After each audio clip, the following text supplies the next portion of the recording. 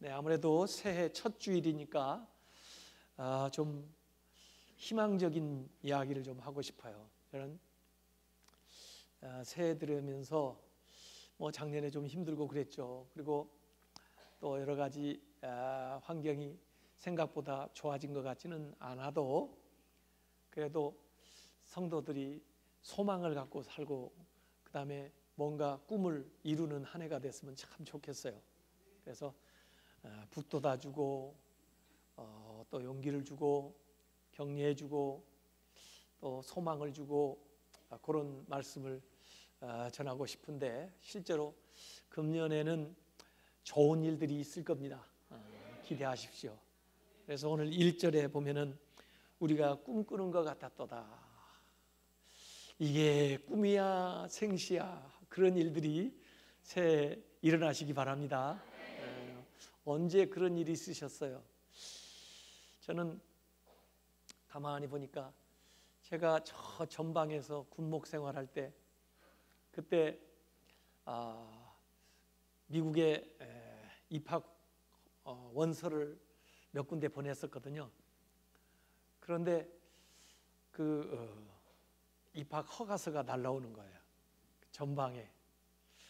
그래가지고 봉투를 다 뜯어봤는데 그래서 제가 이제 밴드빌트 대학에 꼭 가고 싶었는데 그 학교에서 입학 허가서가 딱 올 뿐만 아니라 장학 증서까지 딱 왔는데 그걸 보니까요 이게 꿈이냐 생시냐. 예? 우리 선생님들이 또 그렇게 좋다고 그렇게 얘기하던 학교에 내가 이게 좀 가게 되는 건가 진짜. 그냥 오라고 해도 고마운데 장학금까지 준다고 하니 나를 알지도 못하는 학교가 한 번도 본 적도 없는 사람들이 이런 편지를 이 전방에까지 보내서 제가 그걸 딱 받으니까 야 그때 기분은 구름 위로 나는 기분이더라고요. 그게 꿈꾸는 것 같았도다 그런 거예요. 제가 미국에 가서 어찌어찌 해가지고 교회가 시작됐는데 큰 교회 아마 우리 교회 많아요. 이런 교회 정도 사이즈인데 여기서 제가 부목을 하면서 시작한 한국 사람들 성경 공부가 사람들이 모이기 시작해서 50명, 100명 이렇게 돼가지고 지금 우리 몽골 교회, 중국 교회 같은 건데 거기서 한 100명씩 돌아다니니까 더구나 식당 가서 막 냄새 풍기면서 음식 하니까 미국 사람들 음식은 우리 음식하고 좀 다르잖아요. 우리 음식은 좀 독특하잖아요. 이게 김치 같은 거 이런 거 먹고 그러면 아주 그 냄새가 요상해요. 그게 미안해요. 또 우리 아이들은 진짜 유별납니다. 미국 아이들은 그냥 조용조용 이렇게 다니는데 우리 아이들은 그냥 뭘 깨고 다니고 뭘 엎질고 다니고 다 그럽니다. 우리 아이들은. 그러니까 그 미국 교회에서 그러지 않아도 그냥 우리한테 이렇게 배려를 해가지고 해줬는데 그런데 너무 우리가 함부로 쓰고 이렇게 해서 저는 너무 미안한 거예요. 그래가지고 언젠가는 이 교회에서 쫓겨나기 전에 우리 발로 나가야 될 텐데 잘못하면 쫓겨나요. 자꾸 교인들이 컴플레인하고 그러면은 결국 교회 그 당회에서 당신들 나가시고 그러면 쫓겨나는 거죠. 그러기 전에 좋게 나가야 될 텐데 그렇다고 돈이 있나요? 뭐 있나요?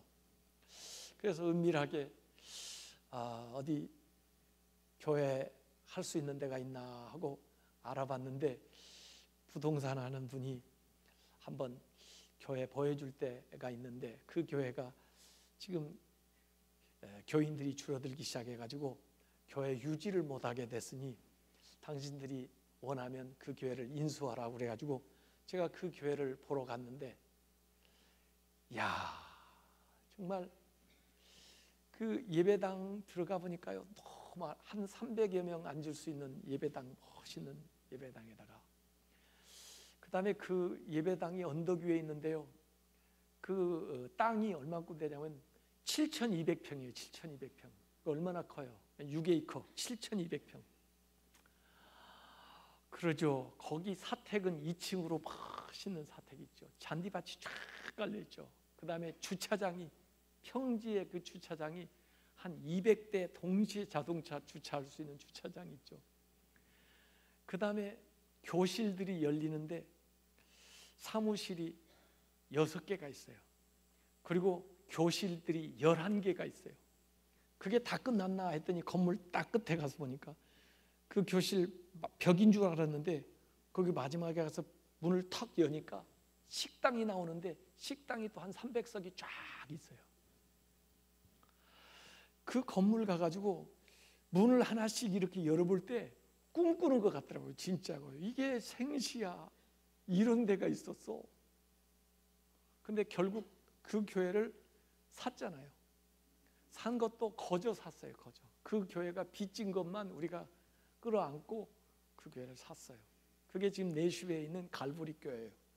그래서 제가 개척해서 3년 만에 교인들 100여 명 돼가지고 그 다음에 그 교회를 산 거예요. 그 교회에 가게 된 거예요. 거기 가서 예배 드리는데요, 믿을 수가 없는 거예요. 믿을 수가. 돈 하나도 없이 3명이서 시작해가지고 3년 만에 가서 우리가 지어놓지도 않은 건물, 우리가 만들어 놓지도 않았던 그 시설들을 그냥 몸만 싹 들어가가지고 그걸 그날부터 그 다음 주부터 우리 교회가 됐다는 게 믿을 수가 없어요. 여러분들이 혹시 미국의 테니시 내시빌에 가면 그 갈보리 교회를 가보세요. 그 교회가 그 교회입니다. 그게 1990년도에 그렇게 시작한 교회. 제가 88년도에 미국 유학 가가지고 있다가 그렇게 했는데 그때 진짜 꿈꾸는 것 같았어요. 하나님이 하시는 일은 이런 것이구나.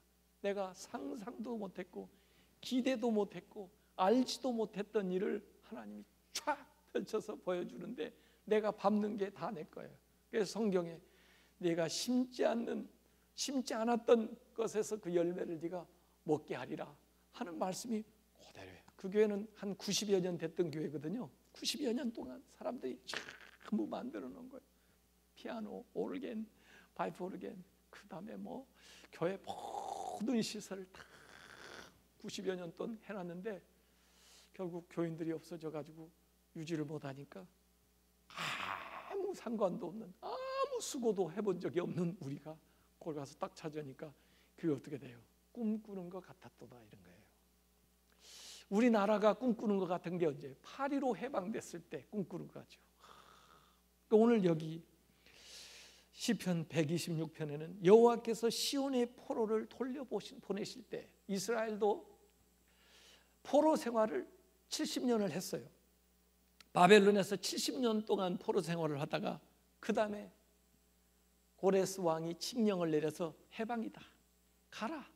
마음대로 원하는 대로 가서 살아라. 그래가지고 하루아침에 돌아오는 거예요. 자기들이 무슨 군대가 세가지고 이겨서 해방을 쟁취한 것도 아니고 무슨 점진적으로 그게 진행이 돼가지고 결국 날짜가 딱 돼서 된 것도 아니고 그냥 갑자기 된 거예요. 이게.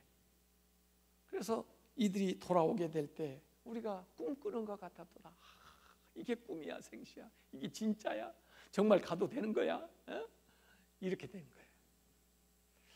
제가 원하는 것은 금년에 여러분 가정에 꿈꾸는 것 같은 일들이 일어나시기 바랍니다.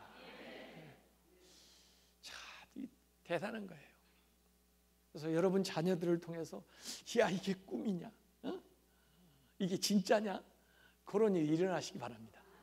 여러분 사업을 통해서 야 이게 내가 한 게 아닌데 이게 진짜야? 이게 그런 일들이 여러분 사업에 일어나시길 바랍니다. 이게 은혜로 일어나는 거예요. 은혜로. 내가 해서, 내가 계획해서, 내가 노력해가지고 수고해서 얻어낸 게 아니고 이 은혜로 일어나는 거예요. 은혜로. 갑자기 확 열리는 거예요. 그러다 보니까 이야 이건 꿈이다. 이건 정말 꿈꾸는 것 같았다 하고 여기 표현을 하는 거예요. 그래서 돌아오면서 2절에 그때 우리의 입에는 웃음이 가득하고, 이런 좋은 일이 일어나는데 뭐 안 웃을 사람이 어디 있어요? 저절로 웃음이 일어나죠. 너무 기뻐가지고 웃음이 입에 가득하고 우리의 혀에는 찬양이 찼었도다. 찬양, 하나님을 찬양하는 것이 이 혀에. 아이고 하나님 감사합니다. 할렐루야. 예. 그래서 찬양이 막 나오고, 그다음에 웃으면은 이 얼굴에는, 이 입에는 웃음이 가득하고, 이렇게 되는 거예요. 그래서 마음에 감동이 일어나고.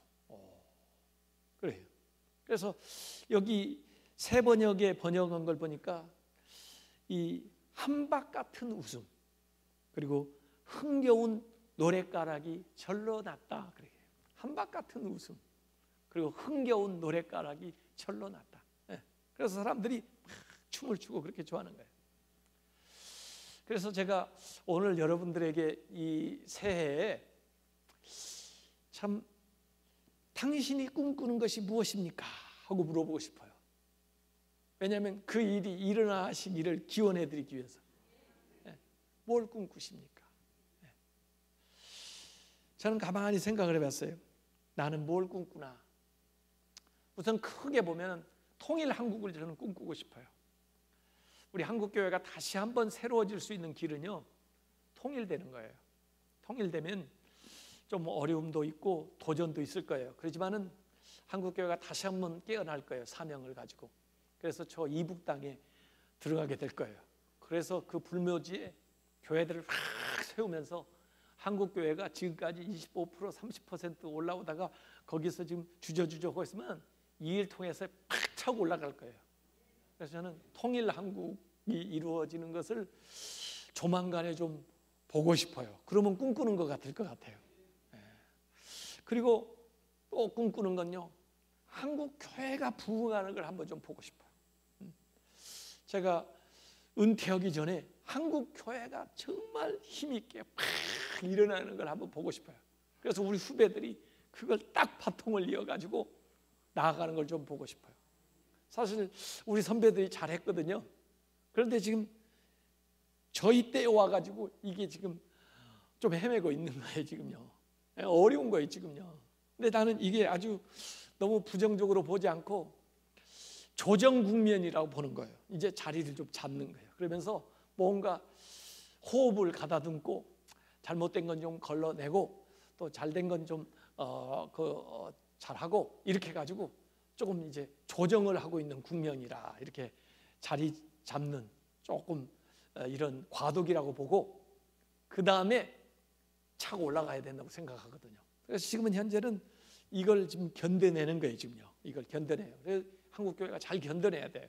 그러면서 회개할 건 회개하고 버릴 건 버리고 그 다음에 고칠 건 고치고 이렇게 가지고 좀 한국 교회가 좀 이번 기회에 조금 세워져야 돼요. 그래 가지고 다시 차고 일어나야 되는데 요게 앞으로 5년 내지 10년 내지 그 안에 좀 다 끝나고 그 다음에 한번 탁 차고 올라갈 때 그걸 좀 한번 보고 싶은 거예요. 한국 교회가 우리 교회뿐이 아니고 한 교회는 부흥하는 건요, 그게 진짜 부흥이라고 볼 수가 없어요. 한 교회는요 사람들이 옮겨 다니기 때문에 그렇게 된 거예요. 진짜 부흥은 전체 교회가 다 일어나야 되는 거예요. 한국에 있는 전체 교회가 한꺼번에 쫙 일어나야 돼요. 그게 진짜 부흥이에요.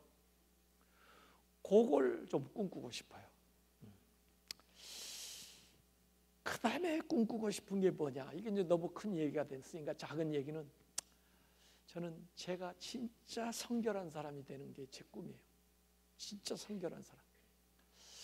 그냥 아무리 생각해도 부족하거든요. 근데 어느 시간이 딱 됐을 때, 아 그래 내가 그래도 하나님의 사람이지, 이만하면 그래도 내가 하나님 앞에 좀 쓰임을 받을 수 있는 사람이 되지, 그런 좀 레벨에 올라갔으면 좋겠어요. 그러면 꿈꾸는 것 같을까요? 왜? 내가 그만한 인물이 못 되는데 하나님이 그 정도까지 키워줬으면 은혜죠. 이 꿈꾸는 레벨은요 사람이 노력해서 만드는 레벨이 아니라니까요. 우리가 가지고 있는 꿈인데 하나님이 이루어주는 거예요, 은혜로. 그래서 여러분들이 한번 금년에 꿈꾸는 거 뭐 너무 큰 거 자꾸 얘기하지 말고 뭐 나라적인 거 뭐 교회적인 거 그만두고 우선 여러분 자신과 여러분의 가정과 여러분의 자녀와 여러분의 사업을 위해서 좀 꿈꾸는 걸 한번 생각을 해보세요. 난 뭘 꿈꾸나? 그리고 진짜 그 꿈꾸는 것이 금년에 이루어지시길 바랍니다. 그래서 꿈꾸는 것 같았더라. 이게 정말 꿈이야 생시야. 이런 일이 있을지 알지도 못했는데 이렇게 나한테 은혜로 주어지다니, 이런 일이 있었으면 좋겠어요. 그래서 여기 그때 무 나라 가운데서 말하기를, 뭐라고 말하냐면 여호와께서 그들을 위하여 큰 일을 행하셨다 하였도다. 사람들이 증거하는 거예요. 사람들이 문 나라 가운데서 말하기를 여호와께서, 지금 이스라엘 같으면은 사람들이 전부 얘기하는 거예요. 이스라엘 하나님께서 그들을 위해서 큰 일을 행하셨도다. 큰 일, great things, 큰 일이에요. 이걸 옛날 성경에는 대사라고 그랬어요. 대사, great works. 하나님께서 큰 일을 그들을 위해서 행하셨다 이거예요. 하나님께서 위대한 일을 행하셨다 이거예요. 그래서 정말 하나님께서 이스라엘을 위해서 행하신 것처럼 우리를 위해서 하나님이 큰 일을 행하셨다고 다른 사람들이 증거할 만한 그런 일들이 벌어졌으면 참 좋겠어요. 최근에요, 사실 우리 교회 지금 한 2년 쭉 나오셨는데 항상 저 뒤에 앉으셨어요. 근데 제가 그분들이 2년 전에 처음 나왔을 때 저는 깜짝 놀란 게 저희 형이 온 줄 알았어요. 왜냐하면 그분이 저희 형하고 너무 닮았어요. 그래서 설교는 내내 뭐 얘기도 없이 와서 이렇게 오늘 왔나 하고 예배 끝나고 만나보리라 하고 끝나고 내려갔는데 금방 사라졌어요. 이상하다. 분명히 내가 설교할 때 형을 봤는데 저 시골에 있는 형이 왜 왔나? 그랬는데 제 형이 온 게 아니고 제 형과 닮은 어떤 분이 오셨던 거예요. 근데 그분은요, 사실 7, 80년대에 대단한 재벌이었습니다, 한국에. 그리고 신앙생활 제대로 열심히 한 분인데 또 여러 가지 정치적인 환경, 여러 가지 여건 때문에 어려움 당하셨죠. 그런데 하여간 그래도 그분은 하여간 그 모든 어려움을 믿음으로 잘 견뎌낸 사람이거든요. 이제 그래도 저는 너무 본인이 알아서 등록하고 그럴 때까지 자꾸 강요를 잘 안 하거든요. 놔뒀는데 이제 금년 되면서 작년 연말부터 이제 당신을 이렇게 교회에 이제 얘기하고 싶은 마음이 드셨나 봐요. 그래서 이제 오늘 점심도 같이 하고 차도 나누고 그랬는데 그분이 연세가 드셨어도 보니까 여전히 꿈꾸고 계시더라고요. 하여간 큰 일을 하던 분들은 좀 어려움도 당하지만 또 큰 일을 또 할 수 있습니다. 왜냐하면 그 많은 스케일이 있기 때문에 그래요. 또 그 많은 비전이 있기 때문에. 그런 분들이 귀한 분들이에요. 저는 솔직히 그런 분들을 위해서 기도합니다. 왜냐하면요, 제가 실업인들 성경 공부도 많이 시키고 그러는데 예수 믿는 사람들이 잘 돼야 돼요. 예수 믿고 사업하는 사람들이 우리나라 경제를 좌지우지할 수 있는 인물들이 돼야 돼요. 그래야 우리나라 경제가 좋아지죠. 정치하는 사람도 예수 믿는 사람이 대통령이고 뭐고 예수 믿는 사람이 돼야 돼요. 그래야 우리나라 정치가 그래도 좋아지죠. 예수 믿는 사람들이 각 분야에서 다 잘 돼야 됩니다. 그래서 저는 여기서 이렇게 목회하고 있어도 우리 교인들이 어느 곳 어느 장소에 가서든지 잘 되면 저의 영광입니다. 그리고 그게 하나님이 기뻐하는 거예요. 그래서 어떻게든지 우리 교인들이, 우리 자녀들이 어느 곳에 가든지 잘 되기를 바라는 거예요. 이게 큰일 하기를 바라는 거예요. 그래서 여기 하나님께서 참 당신을 통해서 큰 일을 행하시는구나, 요 얘기를 우리 교인들이 다 들어야 돼요. 여러분들이 하는 기업을 통해서 다른 사람들이 당신이 하나님 믿는다더니, 당신이 참 교회 장로님이라더니 하나님께서 당신 기업을 위해서 큰 일을 행하셨구나, 이런 얘기를 사업을 통해서 들어야 돼요. 그래서 대사를 행하셨도다 이렇게 얘기하는 거예요. 그래서 새해에는 하나님께서 우리를 위해서 좀 큰 일을 행하시는 일들이 일어났으면 좋겠습니다. 그래서 제가 오늘 제목을 하나님께서 큰 일을 행하셨다 이렇게 붙인 거예요. 그래서 이 중앙교회를 위해서도 하나님이 좀 큰 일을 행하셔서 오래된 어머니 교회뿐만 아니라 한국에서 모범적인 그 교회로 중앙교회를 보라 이런 교회가 됐으면 좋겠어요 우리가. 예. 또 우리 자녀들이 정말 세계적인 인물이 돼가지고 아무개 예수 믿는 집의 아들 아무개를 보라 이렇게 좀 됐으면 좋겠어요. 예? 하여간에 하나님께서 너희를 위해서 큰 일을 행하셨도다 이런 이야기를 이 이스라엘이 이때 들었다는 거예요. 그래서 큰 일을 행하셨다 하였도다 그러면서 3절에 다른 사람이 그렇게 얘기할 뿐만 아니라 자기들의 말로도 간증하는 거예요. 그래 여호와께서 우리를 위하여 큰 일을 행하셨으니 우리는 기쁘도다. 하나님 우리를 위해서 그래 진짜야 너희들 말한 대로야 내가 한 게 아니고 하나님이 우리를 위해서 great things 큰 일 대사를 행하셨으니 우리가 기쁘도다 이렇게 얘기하는 거예요. 여기 4절에 보면요 여호와께서 우리의 포로를 남방 시내들 같이 돌려보내소서. 이 남방 시내들 이 얘기면은 이스라엘로 말하면 이스라엘이 이렇게 우리나라처럼 이렇게 북쪽 남쪽이 이렇게 쭉 됐으면은 북쪽으로 올라가면 갈릴리 호수가 있고 바다가 있고 평야 농사 지을 수 있는 비옥한 땅이 북쪽에 있어요 이렇게.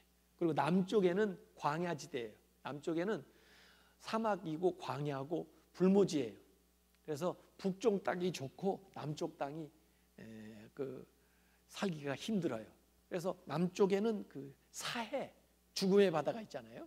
북쪽에는 갈릴리 그 생명의 호수가 있고 이렇게 돼 있어요. 그런데 이게 남방 시내라고 그러잖아요. 남방이라고 하는 건 아까 말한 대로 광야. 왜 광야냐면 비가 안 와요 잘. 강수량이 아주 적어요. 북에 비해서 아주 적어요. 그래서 비가 평소에 안 와요. 그러니까 농사도 잘 질 수가 없고 풀도 나무도 잘 안 나서 박토라 그냥 가시나무만 자꾸 나는 거예요. 남쪽에는요. 그래서 남쪽으로 내려갈수록 살기가 어려워요. 그쪽으로 쭉 내려가면 시내 반도까지 쫙 내려간다고 해요. 전부 어려운 지역이에요 이게. 근데 남방에서 시내가 만들어지니까 근데 그 남방의 시내가 어떻게 만들어지냐면요 가끔 가다가 우기에 비가 한번 쏟아지면 소낙비처럼 확 쏟아집니다 그쪽에. 그러면 그때 물이 범람을 하는데 나무가 없으니까 이게 막 확 홍수가 나는 거예요. 한 번에 홍수가 확 나면서 막 실려가는 겁니다. 무서워요. 그래서 이스라엘 가면은 이 남쪽에 갈 때 기후를 잘 봐야 됩니다. 기후를 잘 보고 아무리 이렇게 평소에는 메마른 땅이라도 비가 오면 그게 그냥 강이 돼 버리니까 그게 시내가 돼서 물이 휩쓸려 가니까 저지대로 가면 안 돼요. 저지대로. 남쪽에 갈 때는 비가 온다, 우기다 그럴 때는 저지대가 아무리 말라 있어도 그리 가면 안 됩니다.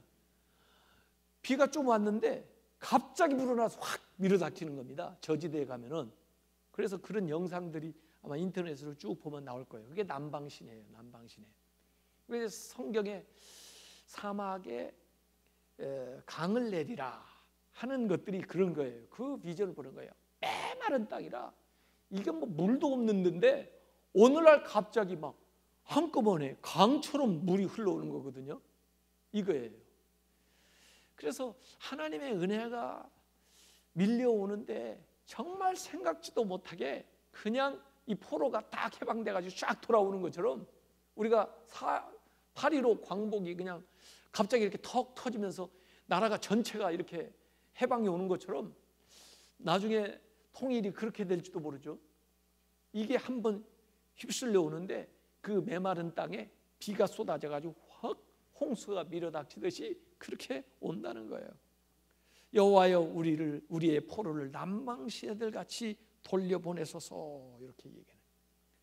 그래서 갑작스럽고 급한 변화가 일어나요. 근데 그 전에 기도하고 그 전에 준비하고 그 전에 꿈꾸고 그 전에 기대하고 그러던 거죠. 그러다가 이게 시간이 딱 차면은 내가 생각지도 못하게 갑작스럽게 급하게 이 역사가 확 일어나는 거예요. 그때 딱 보면 아, 이거 꿈꾸는 것 같았다 이렇게 되는 거예요. 아, 물론 내가 생각은 안 한 건 아니지만은, 기대를 안 했던 건 아니지만은, 이렇게 갑작스럽게 이런 식으로 이렇게 이루어질 줄 몰랐다 하는 게 나타나는 겁니다. 이게 어떤 식으로든지 여러분들의 일 가운데 나타나면서 지금까지 고질적으로 생각했던 문제들이 한 번에 팍 풀려버리는 거예요. 그래서 이걸 우리가 기대한다는 거죠. 그래서 이게 그들이 출애굽할 때 얘기고, 이들이 포로에서 귀환할 때 얘기고, 이들이 구원받을 때 얘기고, 그래요. 그래서 이렇게 되는데, 사실 이런 일들을 나타나고 이루어지는 사람들은 가만히 보면은 5절과 6절을 가만히 보세요. 이거 지금 앞으로 행한 하나님의 일들을 지금 4절까지 쭉 얘기했는데, 5절, 6절은 어떤 사람들에게 이런 갑작스러운 꿈꾸는 것과 같은 큰일이 일어나나 하고 실제적으로 가만히 보니까 아무것도 안 하고 가만히 있는 사람에게 일어나는 게 아니고, 자기에게 주어진 일, 할 수 있는 일을 작지만 꾸준히 하는 사람에게 하나님의 은혜가 임해서 엄청난 일들이 일어난다 이거예요. 그게 지금 5, 6절에 설명하는 거예요. 눈물을 흘리며 씨를 뿌리는 자. 눈물을 흘리며 씨를 뿌리는 자. 왜 눈물 나요? 힘드니까, 안 되니까, 고통스러우니까 눈물 나요. 그만 눈물 나니까 그만둬? 아니, 눈물이 나도 가서 씨를 뿌리는 거야. 왜? 믿음이 있으니까, 기대하는 게 있으니까, 꿈꾸는 게 있으니까.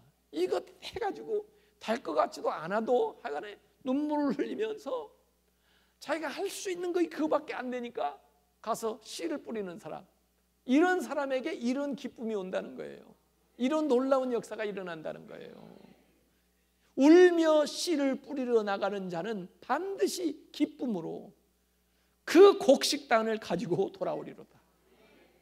씨를 뿌리러 갔는데 어떻게 단을 가지고 와요? 어느 세월에 이게 자라가지고 씨 뿌리러 나갔는데 단을 걷어가지고 와는 사람이 어디 있어요? 근데 그렇게 가서 씨를 뿌린 사람이 결국은 그 자기도 생각지도 못했던 그 복을 받아가지고 돌아온다는 거예요. 그러면서 오늘 이 시편에 계속 반복해서 나오는 말이 무엇인지 아십니까? 발견하셨어요? 이 시편에 제일 많이 나오는 말이 있었어요. 그게 기쁨이라는 얘기입니다. 기쁨이 2절에도 나왔어요. 그 다음에 3절에도 나왔어요. 그 다음에 5절에도 나왔어요. 그 다음에 6절에도 나왔어요. 그렇죠? 기쁨. 이게 원래 그 히브리어로는 리나라고 돼 있는데 기쁨. 이게 기쁨이 오는 거예요. 그래서 어쨌든 우리가 이 기쁨으로 그 단을 거두려면은 씨를 뿌려야 돼, 씨를. 우리가 아까 큰 기대가 있다고 그래서 꿈꾼다고 그래서 그 꿈만 꾸고 가만히 앉아 있으면 안 되고 내가 할 수 있는 일을 해야 돼. 이렇게 그런 사람에게, 작은 일에 충성한 사람에게 큰 일이 나타나요. 하나를 심었는데 30배, 60배, 100배의 결실이 나타나요. 하나도 안 심었는데 어떻게 나타나겠어요? 하나님이 어떻게 역사를 해주겠어요? 그래서 우리는 씨 뿌리는 일을 해야 돼요. 그래서 제가 제일 좋아하는 그림이 반 고흐가 그린 씨 뿌리는 사람, 그 씨 뿌리는 비유를 그려놓은 그림이에요. 그래서 저희 집 현관에는 그 씨 뿌리는 사람의 그림을 딱 신발장 위에다가 붙여놨어요. 그래서 신을 신을 때마다 씨 뿌리고 오겠습니다. 집에 들어올 때마다 씨 뿌리고 왔습니다. 씨를 뿌려야 돼요. 아무리 어려워도 씨를 뿌려야 돼요. 그 씨를 먹어버리면 안 돼요. 씨를 뿌려야 돼요. 아무리 눈물 나도 가서 할 일을 해야 돼요. 그래야 소망이 있지. 뿌리지도 않았는데 어떻게 나갔어요? 응? 그래서 갈라디아서 6장 7절에 보면 스스로 속이지 말라. 하나님은 만홀히 여김을 받지 아니하시나니 사람이 무엇으로 심든지 그대로 거두리라. 심은 대로 거두는 거예요. 이게 하나님의 법칙이에요. 그래서 미래를 소망하시면서 꿈꾸세요. 기대하시오. 큰 일을 기대하세요. 그러나 현실에 우리가 충실해야 되는데 그게 뭐냐면 눈물 나더라도 씨를 뿌려야 된다. 우선 먹을 것이 없어도 참고 뿌려야 된다. 악조건 속에서도 뿌려야 된다. 어려워도 뿌려야 된다. 땀과 수고가 없으면 미래가 없다. 그래서 지금 여러분들이 수확을 미리 예견할 수 있는데 어떤 사람은 반드시 수확을 거두게 되냐면 지금 눈물 흘리고 있는 사람, 지금 땀 흘리고 있는 사람, 이런 사람은요 소망이 있습니다. 그 사람은 조금만 기다리세요. 결실할 테니까. 그래서 결실의 때를 바라보면서 나간다 한데, 아까 리나 기쁨, 웃음에는 입에는 웃음이 가득하고 혀에는 찬양. 그래서 우리는 기쁘도다. 우리는 기쁘도다. 이 신앙생활이 이 기뻐야 돼요.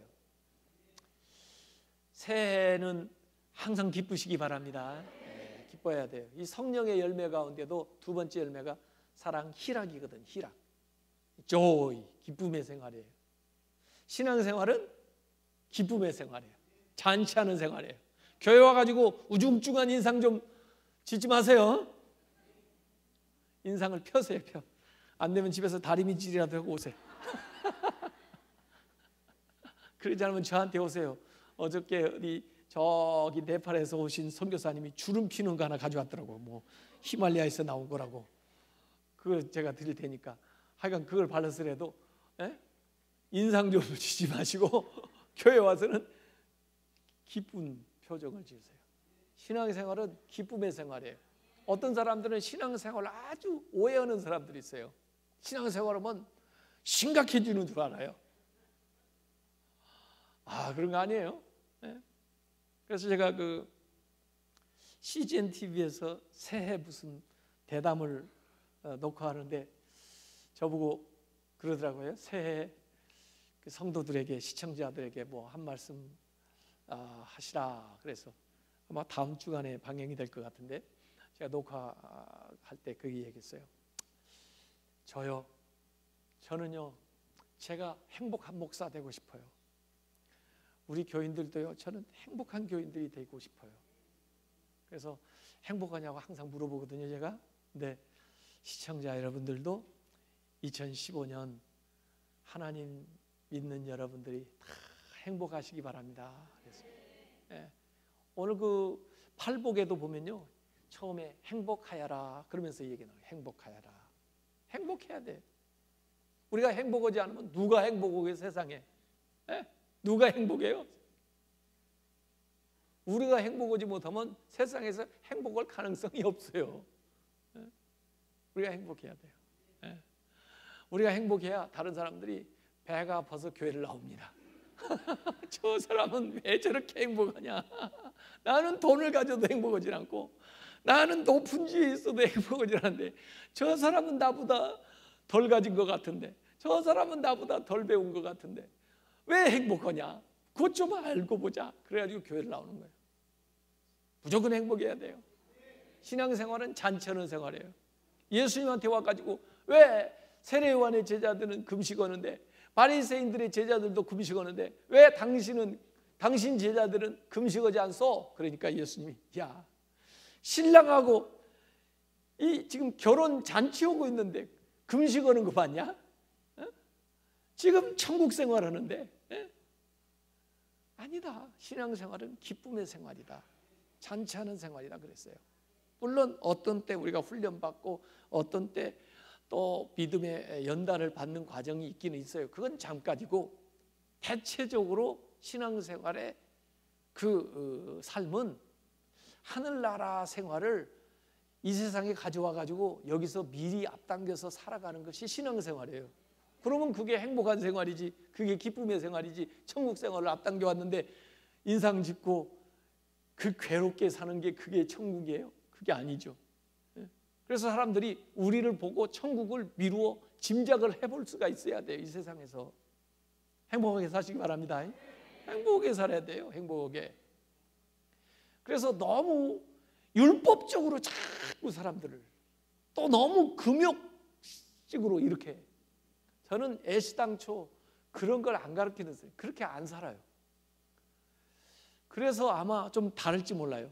최근에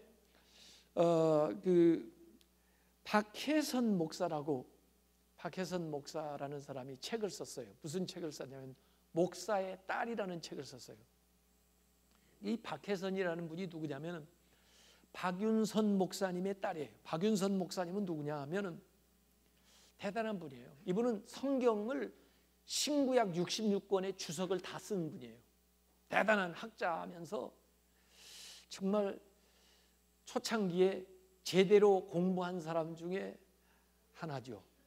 그래서 저는 이분을 직접 만난 적은 없지만은 그래도 60년대, 70년대 목회를 하고 또 뭐 이렇게 교회를 이끌어간 사람들은 전부 이분의 영향을 안 받은 사람이 없을 정도로 그렇게 참 내노라 하는 한국의 대표급 목사님이 이 박윤선 목사님이에요.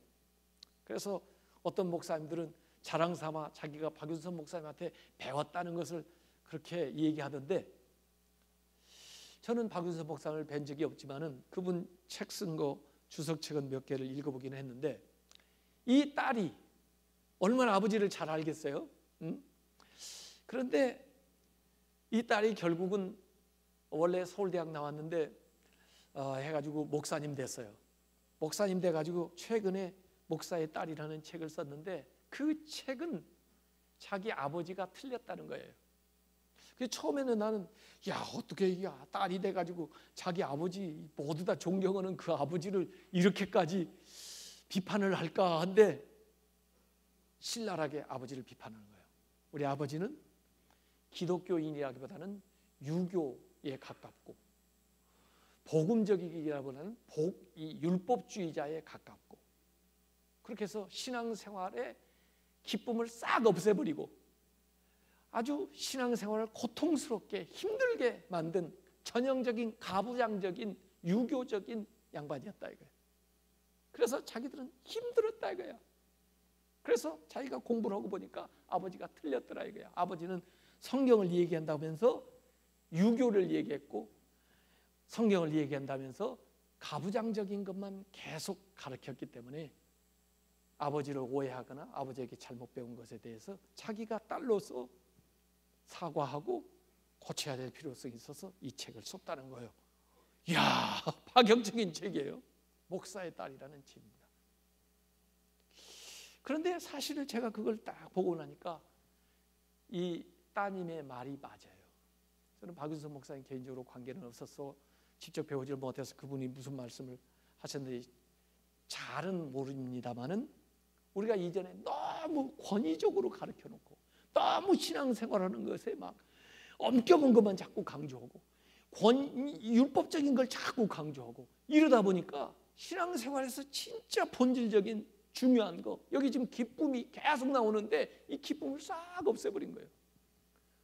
그래서 이 세상은 살면서 천국만 내다보고 세상은 고통스럽고 힘들고 견뎌내고 어렵게 사는 것이 신앙생활인 것처럼 가르치고 배우고 남들한테 그렇게 주입을 시켰다고요. 그러니까 하나님의 자녀로서 누려야 될 영광과 행복과 기쁨을 왠지 누리는 것이 죄송하고 뭔가 자기가 신앙생활을 잘못하는 것 같고 이렇게 암암리의 사람들의 마음속에 들어갔는데 이게 복음이 아니다. 이건 율법이다. 이건 금욕주의다. 이건 유교 가부장적인 것이다. 이렇게 해명을 해놓은 거예요. 이야, 너무 용기 있는 얘기죠. 근데 저는 그걸 보고 맞다.